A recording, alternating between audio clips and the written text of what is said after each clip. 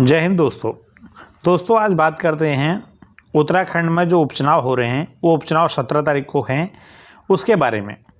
दोस्तों चुनाव सर पर हैं, पार्टियों का प्रचार प्रसार जोरों पर है, लेकिन जो दो पार्टियां जो बड़ी पार्टियां हैं जो अपनी अपनी तरफ से ताल ठोक रही हैं, उन्हीं पार्टियों के अंदर अब अंतर्कलह जोरों से जोर पकड़ रहा है। बीजेपी की तरफ से और कांग्रेस की तरफ से, दोनों तरफ से अंतर्कलह की खबरें पहले तो अंदर अंदर थी, अब काफ़ी हद तक खुल के सामने आ गई है। बीजेपी की तरफ से अगर बात करें तो बीजेपी की तरफ से महेश जीना को भी ना चाहने वाले बहुत सारे बीजेपी के ग्राउंड वर्कर आज भी मौजूद हैं। बीजेपी की तरफ से 3 धड़ बने हुए हैं, एक महेश जीना, दूसरा यशपाल और तीसरा दिनेश मेहरा। आधे से ज़्यादा लोग यानी जो सल्ट बेल्ट के लोग हैं, जो सल्ट बेल्ट में आते हैं, इस साइड के बीजेपी वर्कर चाहते ये थे कि दिनेश मेहरा को टिकट दे दिया जाए। यानी अगर दिनेश मेहरा को टिकट मिलेगा तो उनका पसंदीदा जो उम्मीदवार था वो दिनेश मेहरा।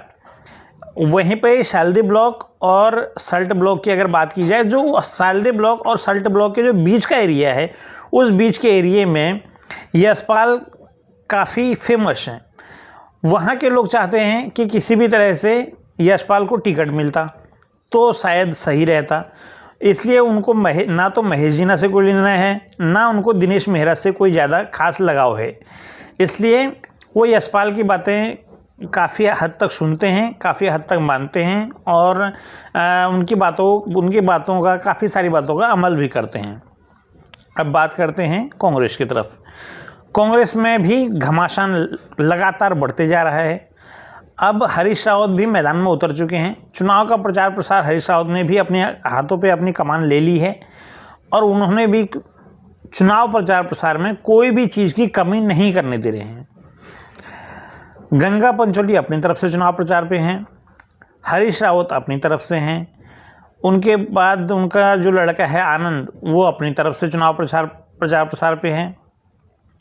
लेकिन इन सब चीज़ों के बावजूद भी पार्टी में अंतर्कलह की खबरें ये हैं कि जो सल्ट का बेल्ट है और जो शालदे का बेल्ट है, शालदे और सल्ट दोनों बेल्टों से रणजीत रावत की पकड़ काफ़ी मजबूत पकड़ मानी जाती है।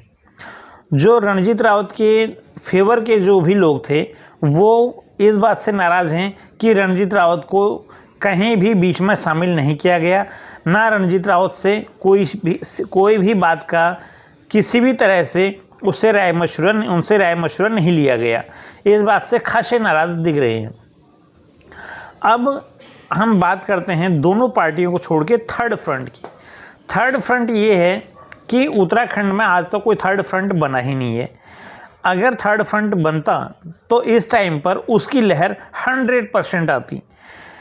थर्ड पार्टियों में अगर हम देखें तो यूकेडी की तरफ से किसी को टिकट मिला नहीं। यूकेडी वाले जो निर्दलीय लड़ रहे हैं, पांडा जो लड़ रहे हैं निर्दलीय, उनको सपोर्ट कर रहे हैं। उनको जो सपोर्ट मिल रहा है वो यूकेडी का कोई खास इतना लग नहीं रहा कि इतना मजबूत सपोर्ट है, क्योंकि यूकेडी में काफ़ी सारे यूकेडी के वर्कर ऐसे हैं जो या तो बीजेपी में अब शामिल हो गए हैं या फिर वो कांग्रेस में शामिल हो गए हैं। यानी यूकेडी भी काफ़ी हद तक अब टूट सी गई है। दूसरी बात, एक स्वराज पार्टी से हैं, तो स्वराज पार्टी की तरफ से शिव सिंह लड़ रहे हैं। शिव सिंह अभी नए हैं, सल्ट में उनका कोई खासा इतना अच्छा खासी पकड़ है नहीं। पांडा जो कि एक आंदोलन से निकले हुए आदमी हैं, उन्होंने आंदोलन भी किया हुआ है, वो आंदोलन से निकले हुए आदमी हैं, उनको कुछ हद तक लोग जानते हैं, लेकिन उनके पीछे इतना बैक सपोर्ट नहीं है या कोई ऐसे अच्छे खासी उनकी भी पकड़ कोई खास मजबूत अभी नहीं है। और भी अन्य अनेकों उम्मीदवार हैं जिनकी कोई खास पकड़ नहीं है।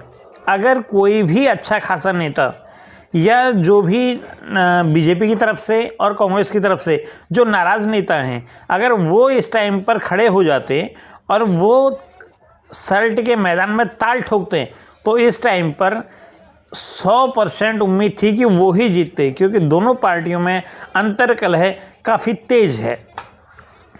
ये अंतर्कलह 2022 में दोनों पार्टियों को सोचना होगा कि ये अंतर्कलह को कैसे कम किया जाए, क्योंकि पार्टी का जो ग्राउंड वर्कर है वो नहीं चाहता किसी भी हाल में कि पार्टी में अंतर्कलह हो और वोटों का जो शेयर होता है वो शेयर इधर उधर फैले या इधर उधर बटे।